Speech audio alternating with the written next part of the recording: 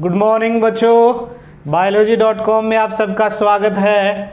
आज हम यकृत के कार्य पढ़ने वाले हैं। यकृत के कार्य, यकृत हमने पढ़ा, पिछले 2-3 वीडियो हमारे यकृत पे आधारित थे। पहले हमने यकृत की सामान्य संरचना पढ़ी, फिर उसकी हमने संरचनात्मक और क्रियात्मक इकाई हेपेटिक लोब्यूल पढ़ा और हमने यकृत निवाहिका तंत्र भी पढ़ा।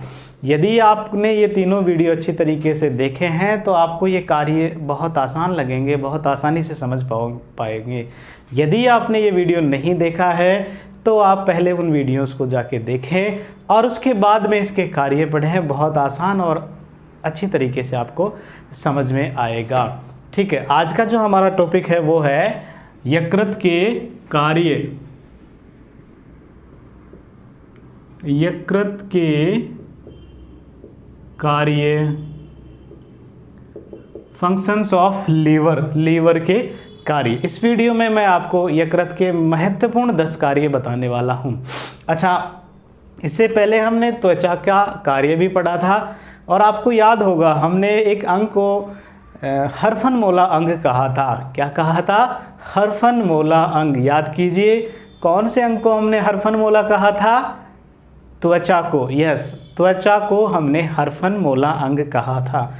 लेकिन अगर यकृत के कार्य देखा जाए तो यकृत भी किसी हरफनमोला अंग से कम नहीं है। ये हमारे शरीर के लिए बहुत महत्वपूर्ण अंग है, बहुत से कार्य इससे संबंधित है। आइए जानते हैं इस वीडियो में यकृत के क्या क्या कार्य है। देखो, सबसे पहला जो कार्य यकृत का और सबसे जो महत्वपूर्ण कार्य है वो है पित्त रस का स्रावण। पित्त रस का स्रावण। तो हमें पाचन में पित्तरस बहुत महत्वपूर्ण होता है। इसमें कोई पित्तरस में किसी तरह का कोई पाचक एंजाइम नहीं होता, फिर भी ये महत्वपूर्ण है। कैसे? यह हम जो भोजन के साथ वसाएं लेते हैं उन वसाओं के पाचन में सहायता करता है। वसाओं का जो पायसीकरण होता है, इमल्सिफिकेशन, उसमें पित्तरस महत्वपूर्ण होता है। और चूँकि आमाशय में HCl होता है तो आमाशय से भोजन कायम जब छोटी आंत्र में जब आता है तो वह कैसा होता है? अम्लीय होता है। क्यों? क्योंकि HCl का सिक्रेशन हो रहा है। तो अम्लीय भोजन जब हमारे आंत्र वाले हिस्से में जाएंगे और आंत्र के जितने भी एंजाइम है वो वास्तव में अम्लीय माध्यम में क्रिया नहीं करते हैं, उन्हें क्षारीय माध्यम चाहिए। तो पित्तरस दूसरा कार्य क्षारीय माध्यम बनाने का करता है। क्या करता है? क्षारीय माध्यम बनाने का कार्य करता है, वसा का पायसीकरण करने का कार्य करता है। ठीक है, एक वीडियो मैं पित्तरस पर अलग से बनाने वाला हूं जिसमें आप केवल पित्तरस के बारे में, उसके पूरे संगठन के बारे में और उसके कार्यों को हम डिटेल से जानेंगे। यहाँ हम यकृत के कार्य जान रहे हैं, तो सबसे पहला कार्य है पित्तरस का स्रावण।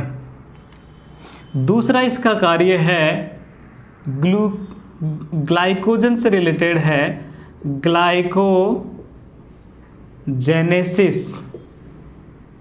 देखो, यहाँ मैं आपको 3 विशेष टर्म बताने वाला हूँ, 3 विशेष बायोलॉजिकल टर्म बताने वाला हूँ जिनको आपको याद रखना है। ये एक सी लगती है लेकिन अलग अलग ये होती है और यकृत के कार्य से संबंधित है। पहला है ग्लाइकोजेनेसिस। यहाँ देखो, ये वर्ड तो है ग्लाइकोजन और सिस, ये सिंथेसिस का सिस है, तो ग्लाइकोजन का संश्लेषण। हमने यकृत निवाहिका तंत्र में मैंने आपको बताया था कि पाचन तंत्र में जो एक्सेसिव मात्रा में जो ग्लूकोज है, जो ज़्यादा मात्रा का ग्लूकोज है वो लीवर में जाता है और लीवर उसे ग्लाइकोजन में बदल देता है। क्या करता है? ग्लाइकोजन में बदल देता है और ब्लड में ग्लूकोज की मात्रा को कंट्रोल करता है। ब्लड में ग्लूकोज की मात्रा को कंट्रोल करता है।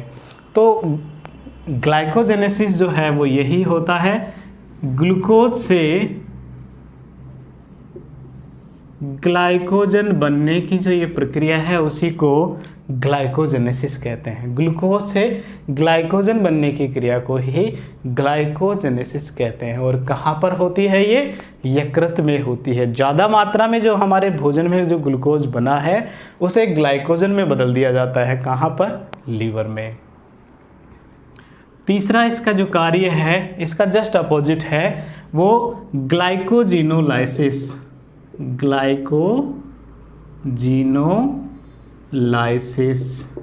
लाइसिस वर्ड जो है बायोलॉजी में विघटन के लिए होता है। किसके लिए होता है? विघटन। तो ग्लाइकोजन का विघटन, ग्लाइकोजिनोलाइसिस, ग्लाइकोजन का लाइसिस विघटन। तो जब ग्लाइकोजन का विघटन होगा तो क्या बनेगा? ग्लूकोज बनेगा। तो अगला लीवर का जो कार्य है वो है ग्लाइकोजिनोलाइसिस, ग्लाइकोजन का लाइसिस, ग्लाइकोजन का विघटन। ठीक है। नेक्स्ट इसका जो चौथा कार्य है वो है ग्लूकोनियोजेनेसिस। ग्लूकोनियोजेनेसिस, ग्लूकोज का नियो नए पदार्थ से निर्माण। ग्लूकोज क्या है? एक कार्बोहाइड्रेट है। ग्लूकोज क्या है? एक कार्बोहाइड्रेट है। तो ग्लूकोज का निर्माण किसी कार्बोहाइड्रेट से ही होना चाहिए देखा जाए तो। जैसे ग्लाइकोजन भी एक कार्बोहाइड्रेट है, ग्लाइकोजन से ग्लूकोज बन रहा है। लेकिन नियो यहाँ नए से, अलग से, यदि ग्लूकोज का निर्माण किसी नए पदार्थ से हो, या यूँ कहें ग्लूकोज का निर्माण कार्बोहाइड्रेट के अलावा किसी अन्य पदार्थ से अगर ग्लूकोज का निर्माण होता है तो उसे ग्लूकोनियोजेनेसिस कहते हैं। अब यहाँ मुख्य तो जो हम जानते हैं पदार्थों में हमारे शरीर में फैट, वसाएं या फिर प्रोटीन और न्यूक्लिक एसिड होता है। तो न्यूक्लिक एसिड तो बनाएगा नहीं ग्लूकोज, लेकिन अगर वसाओं से और अगर प्रोटीन के किसी भी तरीके से अपघटन से यदि ग्लूकोज का निर्माण होता है तो उसे ग्लूकोनियोजेनेसिस कहते हैं। तो आपको बात समझ में आ गई होगी। ग्लूकोनियो वर्ड इसलिए यूज किया है कि कार्बोहाइड्रेट के अलावा किसी अन्य पदार्थ से यदि ग्लूकोज का निर्माण, जेनेसिस होता है तो उसे ग्लूकोनियोजेनेसिस कहते हैं। ठीक है। तो ये टर्म 3 जो है वो बहुत महत्वपूर्ण है। नेक्स्ट इसका जो 5वां कार्य है यकृत का वो है हिपेरीन का संश्लेषण। हिपेरीन का संश्लेषण, हिपेरीन का निर्माण, हिपेरीन का निर्माण। तो देखो हिपेरीन बहुत महत्वपूर्ण पदार्थ है, इसका निर्माण यकृत में ही हो रहा है। महत्वपूर्ण है तो कैसे? देखो हमारा जो ब्लड है, आपने नोट किया होगा कि जैसे ही हमारे किसी तरह की कोई चोट लगने पर या कट या चीरा लगने पर ब्लड बाहर निकलता है और हम देखते हैं थोड़े समय बाद में वो जो ब्लड निकलना है वो धीरे धीरे बंद हो जाता है। वहाँ कोगुलेट होना लगते हैं ब्लड, वहाँ रक्त का थक्का जमने लगता है और धीरे धीरे ब्लड बहना बंद हो जाता है। तो बाहर हमने देखा कि हमारे शरीर से ब्लड जब बाहर निकलना प्रारंभ होता है तो रक्त का थक्का बन जाता है और थक्का बनकर ब्लड का बहना बंद हो जाता है। लेकिन क्या हम ऐसे नहीं सोच सकते कि हमारे शरीर के अंदर ब्लड जमता क्यों नहीं? वो थक्का बाहर आने पर ही क्यों बना? हमारे शरीर में थक्का क्यों नहीं बनता? तो उसका कारण है हिपेरीन। हिपेरीन एक प्रतिस्कंदक पदार्थ है, प्रतिस्कंदक पदार्थ है, प्रतिस्कंदक है। यह ब्लड को जमने नहीं देता है और ये हिपेरीन हमारे शरीर में होता है, ब्लड में होता है। किसके द्वारा स्रावित संश्लेषित होता है? यकृत द्वारा होता है। यह भी एग्जाम की दृष्टि से बहुत महत्वपूर्ण है। बहुत एग्जाम में आया हुआ है कि हमारे शरीर में रक्त का थक्का, भीतर जब ब्लड होता है तो रक्त का थक्का नहीं बनता। क्यों? क्योंकि हिपेरीन का पदार्थ उसमें पाया जाता है। हिपेरीन का संश्लेषण कहाँ से हो रहा है? यकृत से हो रहा है। इसके अलावा ब्लड में थक्का बनाने वाले विशेष पदार्थ होते हैं, विशेष प्रोटीन होते हैं। एक है प्रोथ्रोम्बिन और दूसरा है फाइब्रिनोजन।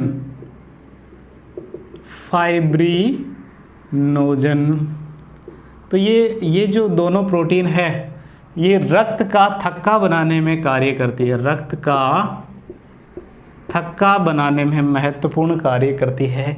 इन दोनों प्रोटीन्स का संश्लेषण, निर्माण भी यकृत में ही होता है, लीवर में ही होता है। ठीक है। इसके अलावा इसका अब नेक्स्ट इसका जो 7वां कार्य है वो विटामिन ए का संश्लेषण है, विटामिन ए का संश्लेषण। विटामिन ए का निर्माण भी हमारे लीवर में ही होता है। कहाँ होता है? लीवर में ही होता है। लेकिन और भी ये कार्य करता है विटामिन से संबंधित। विटामिन में जो वसा में घुलनशील विटामिन है कौन कौन से हैं? ए, डी, ई और के। ये वसा में घुलनशील है ए, डी, ई, के। वसा में घुलनशील ए, डी, ई, के। इनका ये जो विटामिन्स हैं ए, डी, ई, के, इनका संचय करता है, स्टोर करता है लीवर। तो वसा में घुलनशील विटामिन्स का स्टोरेज लीवर में ही होता है। यहाँ इसमें एक विटामिन और जोड़ लेना, विटामिन B12। ये वसा में घुलनशील नहीं है लेकिन यकृत में स्टोर होता है। विटामिन B12 जिसका नाम है साइनेकोबालेमिन, जिसमें कोबाल्ट होता है। ठीक है, इसका संचय भी यकृत में ही, लीवर में ही होता है। तो हमने 8 कार्य यहाँ इसके देखे। इसके बाद में 9वां इसका जो कार्य है वो है यूरिया का निर्माण। किसका निर्माण? यूरिया का संश्लेषण। और यूरिया का निर्माण का जो चक्र है उसे ऑर्निथीन चक्र कहते हैं। ऑर्निथीन चक्र कहते हैं। तो यूरिया का संश्लेषण भी लीवर में ही होता है। जब भी हमारे प्रोटीन विघटित होते हैं तो उन प्रोटीन के विघटन से अमोनिया बनती है जो बहुत हानिकारक होती है। वह अमोनिया यकृत में आकर यूरिया में बदल जाती है। जो अमोनिया होती है वो कार्बन डाइऑक्साइड से मिलकर यूरिया का निर्माण कर देती है, जिसे ऑर्निथीन चक्र द्वारा समझा जाता है। ठीक है, तो ऑर्निथीन चक्र कहाँ होता है? यकृत में है। या यूं कहें यूरिया का निर्माण, यहाँ यूरिया का संश्लेषण कहाँ होता है? यकृत में होता है। ठीक है, इसके अलावा इसका जो 10वां महत्वपूर्ण कार्य है वो हमारे आरबीसी का निर्माण, आरबीसी का संश्लेषण भी यकृत में ही होता है, लेकिन केवल भ्रूणीय अवस्था में। कब? भ्रूणीय अवस्था में। जब भ्रूण होता है उसी समय तो यकृत आरबीसी का निर्माण करता है, लेकिन उसके बाद आरबीसी का निर्माण लाल अस्थि मज्जा में होता है। हाँ, इसके बाद में, जन्म के बाद में आरबीसी का विघटन यकृत में होना प्रारंभ हो जाता है। जन्म के बाद में ये क्या कार्य करती है? आरबीसी का विघटन। आरबीसी, जो मृत आरबीसी होती है, उन मृत आरबीसी को तोड़ने का कार्य करती है। मृत आरबीसी को तोड़कर उससे बिलरुबिन और बिलवर्डिन नामक वर्णकों का निर्माण करती है, पित्त वर्णकों का निर्माण करते हैं यकृत के अंदर। ठीक है, 10 महत्वपूर्ण कार्य हमने पढ़े। एक और महत्वपूर्ण कार्य है वो है डिटॉक्सिफिकेशन।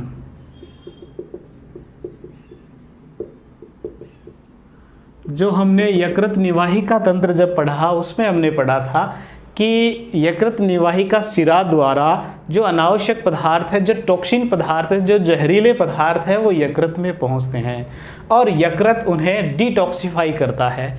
यानी कि उनका जो विषैला गुण है उस विष वाले गुण को नष्ट करने का करते हैं, उसको निर्विषीकरण करता है, उसके विष के गुण को खत्म करने का कार्य यकृत में होता है।